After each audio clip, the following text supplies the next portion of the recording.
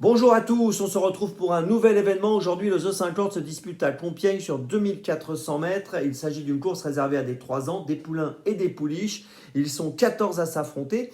Et même si on n'a que 14 partants, la course n'est pas si facile que cela à étudier. Avant de vous donner mon choix en 6 pour ce The 50 et tous les paris associés, je vous rappelle que vous pouvez vous abonner à la chaîne YouTube de The Turf et je vous invite également à activer la cloche pour être informé dès que je poste mon prono. Allez, j'y vais en 6. Eh bien écoutez, j'ai retenu en tête le numéro 4, Autodidacte.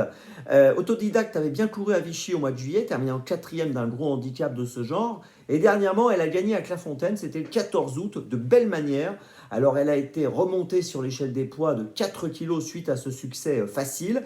Mais j'ai l'impression qu'elle peut encore évoluer favorablement et que même avec ses 4 kg de plus, elle reste compétitive pour le succès. Associée à Théo Bachelot, je la retiens donc en tête. En deuxième position, j'ai placé le numéro 2, Marelli. Alors Marelli a très bien couru au mois d'août dans le prix de la Côte-Fleurie à Clairefontaine, une course qui sert un peu de référence aujourd'hui. Cette performance était bonne et puis elle a confirmé dans la foulée à Compiègne le 30 août dernier. Donc elle est en forme, elle est régulière. Elle mériterait encore de faire l'arrivée et pourquoi pas même de gagner. Voilà, mais elle a largement sa place en tout cas dans les trois.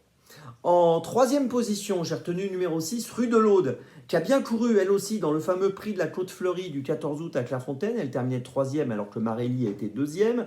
Rue de l'Aude a déjà montré aussi sa compétitivité à plusieurs reprises. Elle est associée à Alexis Pouchin qui est le jockey en forme du moment. Tout ça est donc plutôt favorable. Je la place donc sur le podium. En quatrième position, j'ai retenu numéro 12, Baera. Attention à elle, c'est son premier handicap. Elle avait bien couru au début du mois d'août sur l'hippodrome de Vichy où elle a gagné. On peut se souvenir aussi qu'elle a une perf assez non poincée au mois de juin, derrière Rue de l'Aude. Elle était deuxième, Rue de l'Aude avait gagné. Et cette performance plaide plutôt en sa faveur, puisque j'ai retenu Rue de l'Aude. Vous l'avez compris, je suis un peu obligé également sur cette ligne de placer Baera en bon rang. En cinquième position, j'ai retenu numéro 13, Squasha. Je me méfie beaucoup de Squasha. Attention à elle. On ne l'a pas revue depuis son succès à Orléans à la fin du mois de mai, donc c'est une petite rentrée.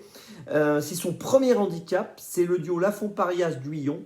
Et pour son premier handicap, elle peut peut-être taper fort, donc attention. Et puis en sixième position, j'ai retenu numéro 8, Elle. Alors Elle vient de finir deuxième à Clairefontaine et auparavant dans un gros handicap de ce genre, le fameux prix de la Côte-Fleurie, elle avait terminé neuvième, c'était un petit peu décevant. Et ce jour-là, elle était très jouée, elle était vraiment très très jouée. Et là, elle n'avait pas vraiment pu être à la hauteur de la confiance des parieurs. Et voilà, je pense que pour son retour dans les gros handicaps, il vaut mieux quand même la garder, même en fin de combinaison.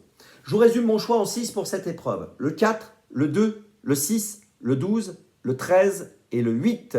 Départ de la course à 13h50. On se retrouve maintenant demain pour Vincennes. Et d'ici là, avec The Turf, ça va aller.